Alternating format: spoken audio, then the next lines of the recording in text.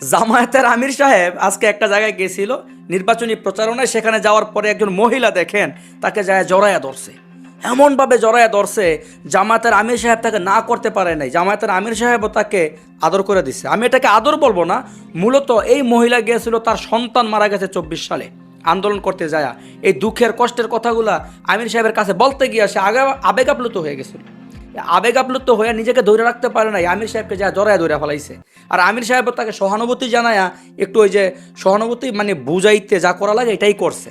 এই ভিডিওটা সামাজিক মাধ্যমে ছড়ায় যাওয়ার পরে অনেকেই দেখলাম জামাতকে নিয়ে বিরূপ মন্তব্য করতেছেন যে জামায়াত কাফের হয়ে গেছে, সে মহিলার নেতৃত্ব মানতেছে। কিছুদিন আগেও বলছে মহিলাদের নেতৃত্ব হারাম হারাম, এখন আবার মহিলাদেরকে জড়ায় ধরে আদর করে। এই কথাগুলো অনেকেই বলতেছেন। জামায়াত নাকি ইসলামিক দল না, এই কথাটাও বলতেছেন অনেকে। দেখেন, ইসলামী দল বাংলাদেশে কয়টা আছে? প্রকৃতপক্ষে ইসলামী দল কোনটা? কোনটাকে আপনারা ইসলামী দল মনে করবেন? বাংলাদেশে ইসলামী দল মানে ইসলামীর নামটা ব্যবহার করে আমাদের মতো সাধারণ মানুষকে বাউতাবাজি করে ধোকা দিয়া বোকা বানাইতেছে। এই যে ব্যাঙ্গের ছাতার মতো অসংখ্য ইসলামী দল বাংলাদেশে তৈরি হইল, এতগুলা দলের বাংলাদেশে কাজটা কি? যদি ইসলামী দলই হইতো তাহলে দল হইতো একটা, 10 জনে মিললে একজনকে নেতৃত্ব দেওয়ার জন্য মানতো, তাদের নেতৃত্বে সাধারণ মানুষও যায়া কাজ করতো। এইটা না করে তারা বিভিন্ন ভাগে বিভক্ত হয়ে ইসলাম কায়েম করতে চাইতেছে। এইভাবে ইসলাম কায়েম করা সম্ভব না। আগে আপনারা ঠিক হন, আপনারা ঠিক হলে দেখবেন এদেশের সাধারণ মানুষ আপনাদের পিছনে আছে, জান প্রাণ দিয়ে আপনাদের পক্ষে কাজ করবে। জামায়াতের আমির সাহেবকে যে মহিলা যায় জড়ায় ধরছে, এই মহিলা তো খারাপ কোনো উদ্দেশ্য নিয়ে জড়ায় ধরে নাই, এবং জামায়াতের আমির সাহেবও তাকে খারাপ কোনো উদ্দেশ্য নিয়ে আদর টাদর করে দেয় নাই।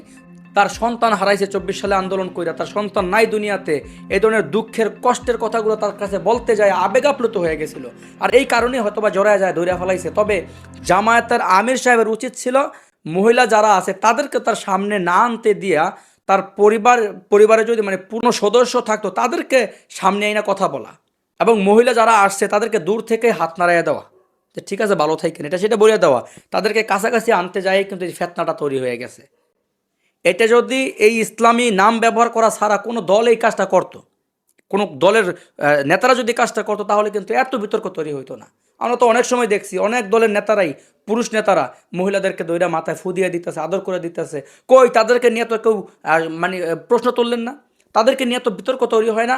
জামায়াতের আমির সাহেবকে নিয়ে কথাগুলো ওঠার কারণই হচ্ছে তারা ইসলামী দল। সাদা জামার ভিতরে সবসময় কাদা লাগলে কিন্তু স্পষ্টভাবে দেখা যায়। আপনি যে আমার যে কালারিং জামাটা পরে আছে, এটার ভিতরে কালো কিছু লাগলে কি সহজে বোঝা যাইব না। বিষয়টা কিন্তু এইটাই। চলুন দর্শক দেখি যে জামায়াতের আমির সাহেবকে মহিলা কিভাবে জড়ায় ধরছে এবং কি ঘটনাটা করছিল সেখানে। চলুন দেখি।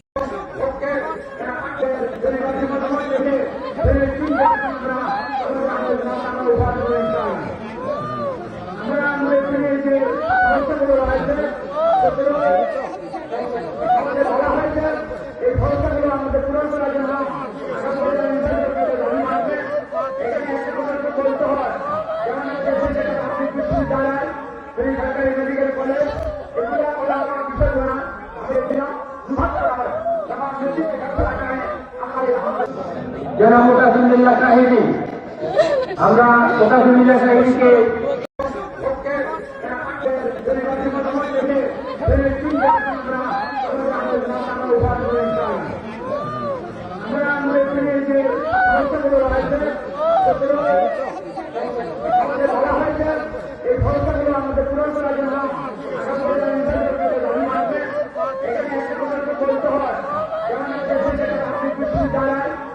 সরকারি মেডিকেল কলেজ এগুলো আমার বিষয় না, আমি দিলাম